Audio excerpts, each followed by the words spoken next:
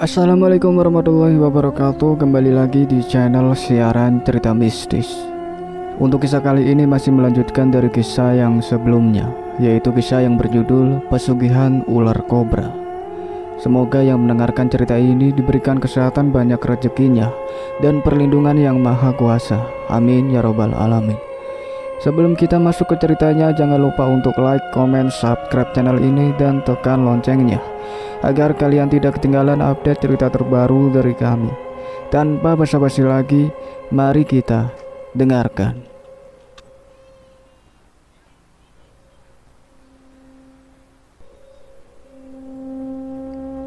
Siapa di luar? Halo? Siapa? Teriaknya pelan sambil membuka pintu dan melihat ke kanan kiri. Terdengar suara cekikikan dari arah pohon beringin. Tiba-tiba pandangan Henry tertuju ke arah pohon beringin. Dek, sesosok wanita berpakaian putih terlihat melayang di dahan pohon beringin tersebut. Tatapan mata wanita tersebut terlihat dingin ke arah Henry. Henry tarik napas menenangkan diri. Henry tutup pintu dan segera berlari kecil menuju kamar untuk tidur daripada malam ini digangguin sosok wanita penghuni pohon beringin. Tiba-tiba suara goresan kaca jendela kamar kosong di dekat dapur terdengar cukup jelas. Siapa lagi ini yang ganggu malam-malam? Gerutunya dalam hati sambil melangkah menuju kamar tersebut. Kamu siapa? Kamu siapa? Tanya Henry terbata-bata dengan lutut yang gemetaran. Nyai Mahmud, aku ini Nyai Mahmud, penghuni pohon beringin, bisik wanita tersebut. Nyai Mahmud yang ngasih selendang putih. Betul, akulah Nyai Mahmud, empunya selendang putih, jawab Nyai Mahmud. Makasih Nyai, jualanku hari ini laris manis akibat memakai selendang putih pemberian Nyai. Ucapku sebagai tanda terima kasih.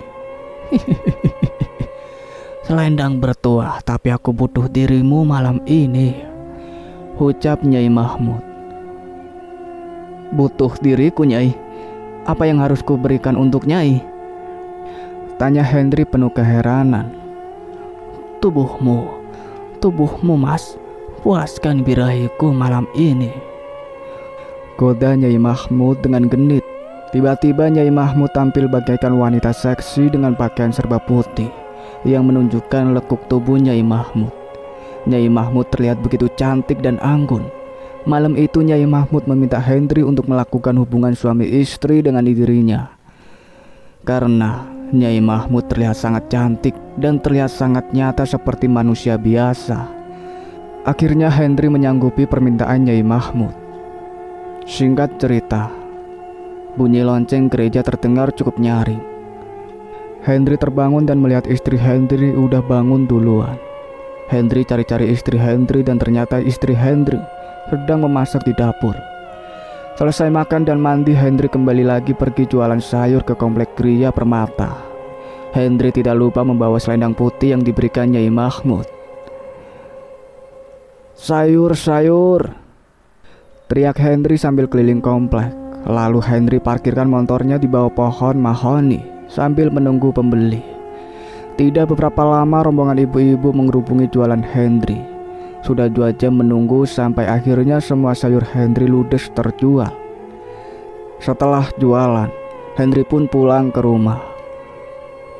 Neng Mirna, Neng, teriaknya. Udah pulang mas? Makan dulu mas, makanan udah tersedia di meja makan. Lagi asik-asiknya makan, tiba-tiba terdengar suara teriakan istri Henry dari belakang rumah. Mas, sini mas buruan. Ada apa Neng? Ada apa? Jawabnya sambil bergegas ke belakang rumah. Ular mas, ada ular itu di samping kandang ayam, teriak istri Henry ketakutan. Benar, di dekat kandang ayam ada seekor anak ular yang masih berukuran cukup kecil.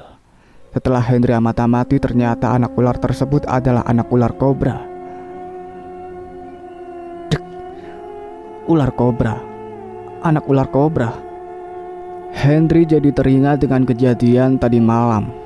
Di dalam mimpi, Henry melakukan hubungan suami istri dengan Nyai Mahmud. Henry juga kembali teringat dengan kemunculan anak ular kobra di belakang rumah Mbah Ahmad. Ada apa ini? Henry masih bingung untuk menghubungkan cerita ini semuanya.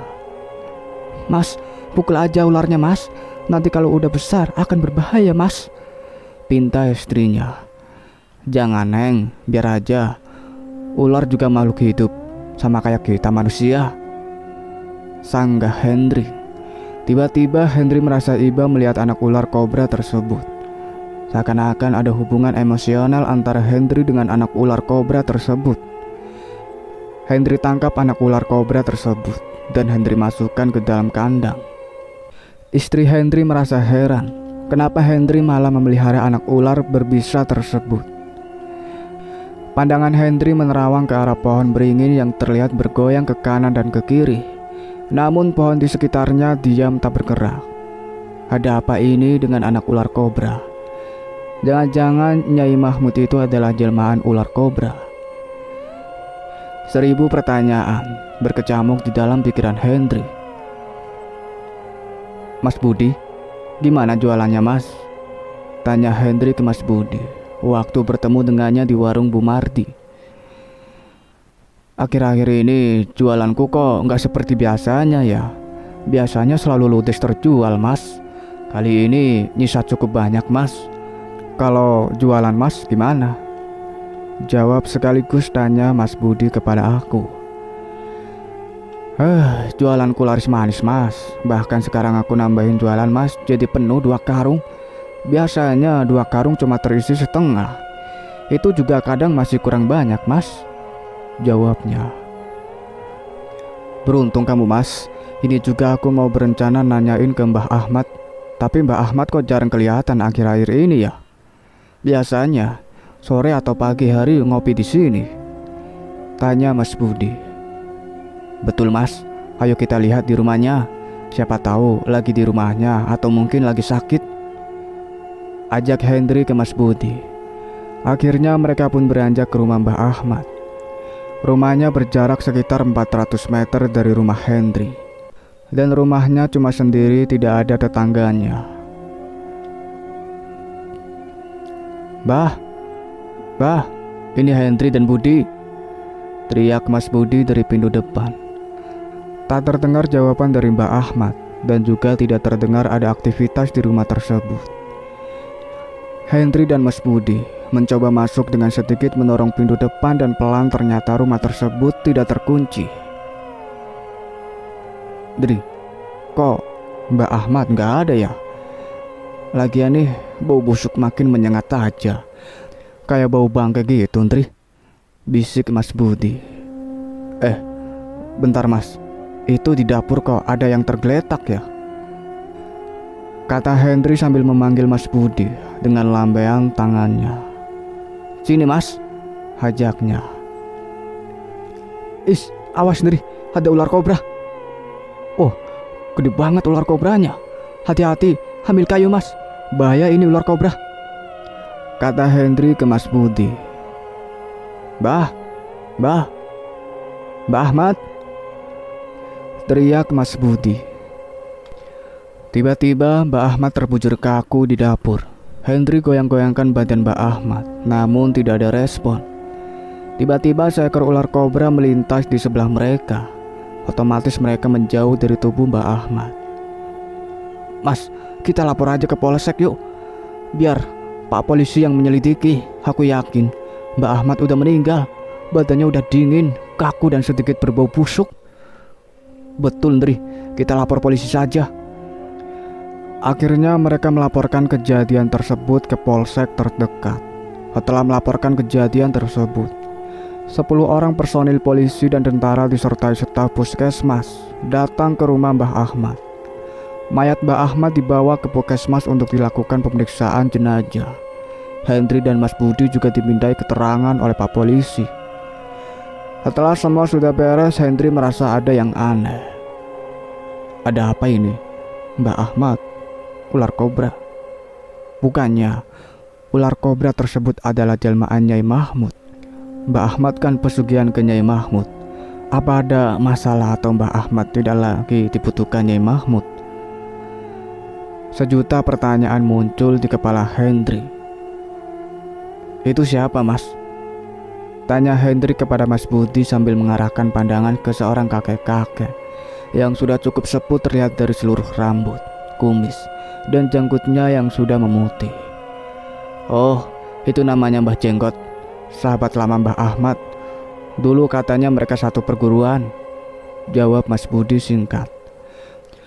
Cukup penasaran Hendry dengan keadaan Mbah Jenggot yang tiba-tiba ada di sini, padahal setahu Hendry tidak ada yang menceritakan kematian Mbah Ahmad. Karena Mbah Ahmad tidak mempunyai keluarga, jadi berita kematian Mbah Ahmad hanya diketahui orang-orang sekitar rumah Mbah Ahmad saja. Karena begitu penasaran dengan keberadaan Mbah Jenggot, Hendry beranikan diri mendekati Mbah Jenggot. Mbah, perkenalkan. Belum sempat Hendry menyelesaikan perkataannya, tiba-tiba Mbah Jenggot memotong omongan Hendry. Hendry kan? Jadi kamu yang namanya Hendry. Mbah Ahmad sedikit banyak cerita tentang kamu, Hendry. Potong Mbah Jenggot. Iya Mbah, aku Hendry. Hendry heran, kok Mbah Jenggot langsung mengenali dirinya. Saya ini teman lamanya Ahmad. Kami dulu sangat dekat. Wah, beruntung banget saya bisa berkenalan dengan Mbah Jenggot. Mohon jika seandainya berkenan bercerita sedikit tentang kisah hidup Mbah Ahmad. Soalnya penduduk sini tak ada yang tahu secara lengkap dan tak begitu berani untuk menceritakan kisah hidup Mbah Ahmad. Pinta Hendry dengan sopan kepada Mbah Jenggot. Iya, cerita ini bisa sangat panjang, tapi Mbah cerita intinya saja dengan kisah Mbah Ahmad. Lanjut Mbah Jenggot. Jadi ceritanya begini, Nak Hendry, sambung Mbah Jenggot sambil menyalakan rokok lintingnya. Mbah Ahmad tiba di desa ini sekitar tahun 1980, sekitar 40 tahun yang lalu. Mbah dan Mbah Ahmad masih lajang pada saat itu. Kami berdua mengadu nasib dan kerja di pabrik tahu yang ada di ujung komplek ini. Namanya karyawan pabrik kecil ya, hidup kami begitu-begitu saja. Akhirnya kami berpikir untuk buka usaha sendiri, yaitu jualan sayur keliling dari komplek ke komplek. Tidak begitu berhasil, jualan kami kalah dari para penjual sayur yang lebih dulu jualan di sini. Akhirnya kami memutuskan untuk belajar ilmu mistis ke Nyai Mahmud. Sekitar 1 tahun kami belajar ilmu mistis berupa penglaris, pesugihan, pelet, gendam, santet, pengobatan, sampai ilmu lainnya. Guru kami yang tidak lain adalah pemilik pertama rumah yang kamu tinggali saat ini, Nyai Mahmud, memberikan selendang putih sebagai jimat penglaris kepada kami. Setelah itu terasa cukup, kami kembali membuka usaha di sini, bermodalkan uang kiriman dari kampung hasil dari penjual tanah warisan leluhur. Kami membuka usaha di sini berupa warung makan. Warung makan sangat ramai dan kami mendapatkan banyak keuntungan yang cukup banyak. Bukan cuma warung makan, kami mulai membuka usaha bahan bangunan, toko kelontong, dan beberapa bidang usaha lainnya. Hubungan kami pun semakin dekat dengan Nyai Mahmud, terutama Mbah Ahmad. Pernah Mbah Ahmad cerita kalau dia mempunyai hubungan khusus dengan Nyai Mahmud. Bahkan pernah tidur dengan Nyai Mahmud. Padahal waktu itu Nyai Mahmud sudah menikah dan mempunyai 2 orang anak. Walaupun entah karena apa, kedua anak Nyai Mahmud meninggal dunia saat memasuki usia remaja. Kabar perselingkuhan antara Mbah Ahmad dan Nyai Mahmud cukup tercium oleh penduduk sini. dan tentunya oleh suami Nyai Mahmud. Namun karena suami Nyai Mahmud tidak mempunyai bukti apapun akan perselingkuhan Mbak Ahmad dan Nyai Mahmud, Mas Subarja, suami Nyai Mahmud, pergi begitu saja. Kabar yang selanjutnya kami dapat, Subarja suami Nyai Mahmud meninggal digigit oleh ular kobra. Persis seperti kematian Mbak Ahmad ini. Mbak Ahmad lalu menikah dengan seorang wanita pendatang yang bekerja di salah satu bank di sini. Wanita tersebut sangatlah cantik. Sebelum menikah, Mbak Ahmad mendatangi Nyai Mahmud untuk menyampaikan niatnya. Pada awalnya, Nyai Mahmud tidak setuju. Namun melihat tekad Mbak Ahmad yang begitu mencintai Anissa, akhirnya Mbak Ahmad diizinkan menikahi Anissa. Pernikahan itu direstui oleh Nyai Mahmud dengan syarat bahwa setiap malam Jumat Kliwon, Mbak Ahmad harus tidur dan melakukan hubungan suami istri dengan Nyai Mahmud. Mbak Ahmad menyanggupi, malah cukup bahagia karena Mbak Ahmad juga mencintai Nyai Mahmud. Begitu juga dengan Nyai Mahmud mencintai Mbak Ahmad. Mbah Ahmad dulunya ganteng dan gagah. Begitu juga dengan Nyai Mahmud, cantik mempesona. Mungkin Nak Hendri udah pernah melihat wajah dan kecantikan Nyai Mahmud. Namun selang beberapa tahun menikah, istri Mbah Ahmad selalu keguguran dan keguguran. Mbah Ahmad cukup khawatir dan penasaran. Mereka berpikir karena pesugihan yang dilakukannya, Mbak Ahmad mendatangi Nyai Mahmud dengan maksud ingin menghentikan pesugihannya. Nyai Mahmud kesal dan mengatakan bahwa pesugihan ini berlangsung seumur hidup dan tidak bisa dibatalkan. Mbak Ahmad pun cukup kesal dan tidak mau lagi melayani nafsu birahinya dengan Nyai Mahmud di setiap malam Jumat Kliwon. Jelas ini membuat marah Nyai Mahmud. Selang beberapa minggu, Anissa, istrinya Mbak Ahmad, meninggal dunia. Dari hasil pemeriksaan tenaga medis, Anissa meninggal karena digigit ular kobra. Sejak saat itulah Mbak Ahmad kembali lagi ke Nyai Mahmud karena takut nyawa Mbak Ahmad juga akan melayang jika membatalkan pesugihan Nyai Mahmud. Hampir setiap malam Jumat Nyai Mahmud dan Mbah Ahmad bertemu untuk melampiaskan nafsu birahi masing-masing. Mbah Ahmad semakin kaya dan Nyai Mahmud semakin cantik mempesona. Begitulah kisah perjalanan Nyai Mahmud dengan Mbah Ahmad. Pesugihan itu tetap berlanjut sampai umur yang menghentikan. Nyai Mahmud meninggal dunia dan konon dari cerita Mbah Ahmad, Nyai Mahmud bersemayam di pohon beringin di samping rumah kamu. Saat ini Mbah Ahmad meninggal di patuk ular kobra. Menurut penglihatan Mbah Ahmad disingkirkan karena Nyai Mahmud sudah mendapatkan laki-laki yang akan memuaskan nafsu birahinya. Masih menjadi pertanyaan bagi Mbah, kira-kira siapa laki-laki yang menjadi pilihan Nyai Mahmud selendang putih? Ya, selendang putih adalah pemberian langsung Nyai Mahmud bagi laki-laki tersebut. Tutup Mbah Jenggot sambil menatap kosong ke arah pohon beringin di samping rumah Hendri. Dek, jantung Hendri bergedup kencang. Jangan-jangan Hendri lah laki-laki pilihan Nyai Mahmud. Karena Hendri yang menerima langsung selendang putih dari Nyai Mahmud lewat mimpi. Setelah penguburan Mbah Ahmad, Hendri kembali lagi ke rumah dan segera mandi. Selesai mandi, Hendri duduk-duduk di teras rumah sambil menikmati teduhnya suasana sore hari. Tiba-tiba istri Hendri datang dan meminta izin kalau dia mau pergi ke rumah orang tuanya di daerah sebelah. Malam pun tiba. Tiba-tiba ada bunyi ketukan pintu dari pintu belakang. "Siapa itu?" ucapku sambil berjalan ke arah pintu belakang.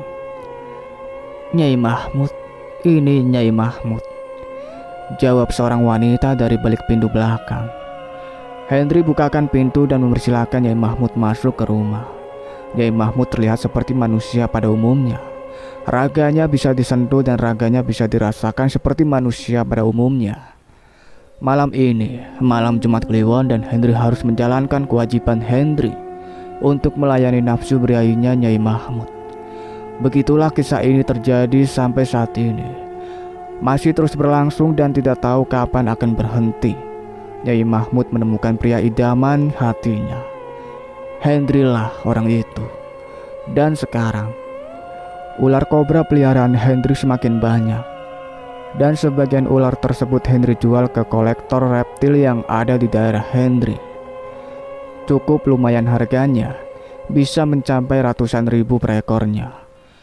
Jualan Mas Budi yang tidak laris manis lagi saat Hendri lagi jualan sayur dan sedang asik duduk-duduk. Mas Budi tiba-tiba datang dan ngagetin Hendri yang sedang asik menghayal sambil menghitung pendapatan hari itu. "Dri, lagi nyantai nih. Gimana jualan, Dri?" celetuk Mas Budi mengagetkan. "Lumayan lah Mas, jualanku terjual semuanya. Seimbanglah dengan keringat yang aku kucurkan," jawabnya sambil memasukkan uang hasil jualan sayur ke tas pinggang yang Hendri gunakan. "Wah, aku lihat-lihat jualan ente setiap hari laris manis. Sampai semuanya ludes terjual ya, Hendri," sambung Mas Budi. "Begitulah Bud, mungkin karena ibu-ibu kompleks sudah makin kenal dengan aku. Ditambah aku selalu datang lebih awal dibandingkan penjual sayur lainnya," jawabnya sambil duduk di samping Mas Budi. "Wah, beda dengan aku, Ndri.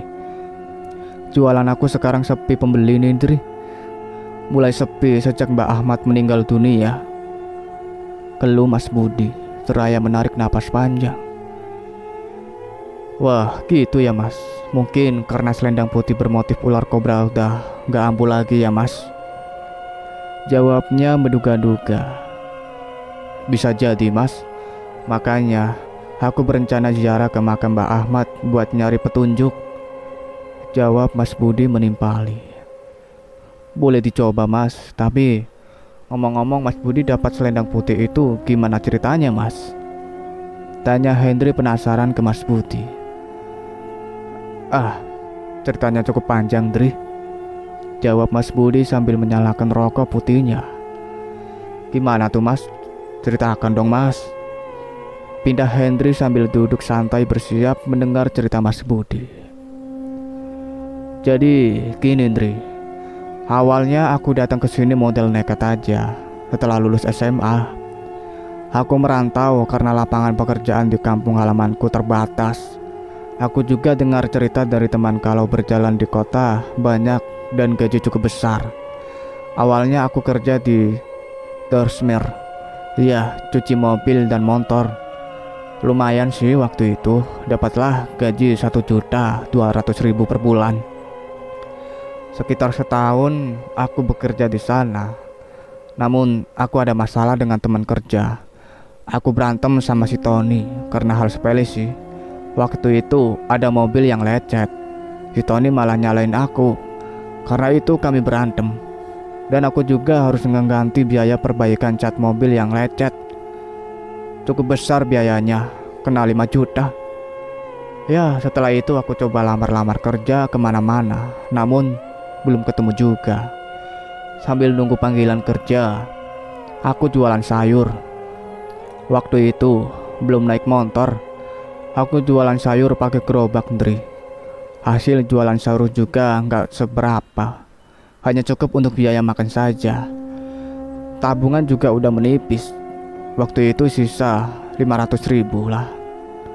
Sore hari setelah jualan sayur, aku minum kopi di warung kopi Bu Junet. Duduk-duduk sambil merenungi nasib. Datanglah seorang kakek yang sudah cukup tua. Ya, ngobrol banyak hal sampai mbah itu nanya kerjaanku. Ya, aku ceritain susahnya nyari uang di kota ini. Mungkin karena mbak itu kasihan dengan aku. Mbah mengundang aku ke rumah dan berjanji akan membantuku agar jualanku laris manis. Ya, aku dengan senang hati menerima tawaran Mbah itu.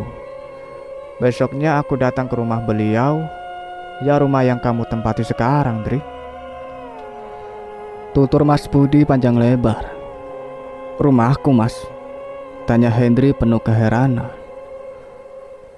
Betul, Dri. Dulu rumah itu ditempati Mbak Ahmad, jawab Mas Budi sambil menatap Hendri dalam-dalam. Lalu ente ketemu Mbak Ahmad, lalu gimana kelanjutannya, Mas? Tanya Hendri penasaran. Betul, Dri. Aku bertemu ke rumah Mbah. Mbah memperkenalkan dirinya panjang lebar dan Hendri tahu nama beliau Ahmad Widodo. Cukup panjang cerita Mbah Ahmad tentang perjalanan hidupnya dan jatuh bangun usaha yang dibangunnya sampai akhirnya dia ketemu seorang wanita bernama Nyai Mahmud. Usaha Mbah Ahmad benar-benar hancur setelah Nyai Mahmud meninggal dunia. Dan umur Mbah Ahmad juga sudah cukup sepuh serta tidak mempunyai keturunan. Mbah Ahmad tidak lagi punya semangat untuk memulai usahanya. Punya harta banyak, tapi nggak mempunyai keturunan ya sama aja, akan lenyap pada akhirnya. Menjelang malam, Mbah Ahmad mengajak Hendri ke pohon beringin di samping rumah ente. Dan sebelumnya, Mbah Ahmad udah cerita kalau mereka akan melakukan ritual untuk meminta pertolongannya penghuni pohon beringin agar jualan aku laris-laris manis. Ente setuju begitu aja, Bud? Potong Hendri dengan memastikan. Betul, Ndri. Aku udah bosan hidup susah. Aku mau memperbaiki kehidupanku. Dan yang penting aku gak mencuri atau merampok. Sekitar 1 jam ritual itu dan Mbak Ahmad memberikan aku sebuah selendang putih dengan syarat aku memberikan sedikit penghasilanku untuk Mbak Ahmad. Mbak Ahmad tidak meminta banyak, hanya untuk kebutuhan makan dan minum aja, karena Mbah Ahmad sudah tua dan tidak kuat lagi untuk bekerja. Sejak itulah jualan sayurku laris manis sampai saat ini, Indri. Sampai saya bisa beli motor dan bangun rumah untuk tempat tinggal. Begitulah kisahku mendapatkan selendang putih itu dan perkenalanku dengan Mbah Ahmad. Sambung Budi sambil mengisap rokoknya.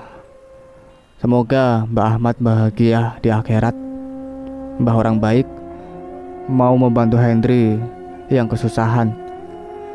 Sambung Mas Budi sambil menatap kosong ke arah Hendri. Semenjak saat itu Hendri yang menjadi pengganti Mbah Ahmad, yang dimana setiap malam Jumat harus melayani Nyai Mahmud sampai ajal menjemputnya. Sementara Mas Budi kehidupannya kembali seperti semula. Itulah akhir dari cerita yang berjudul Pesugihan Ular Kobra. Terima kasih banyak untuk kalian semua yang sudah setia mengikuti cerita ini sampai selesai. Nantikan cerita-cerita terbaru lainnya dari kami. Sebelum saya pamit, jangan lupa untuk like, comment, subscribe channel ini. Dan satu lagi, bunyikan loncengnya. See you in the next video. Wassalamualaikum warahmatullahi wabarakatuh.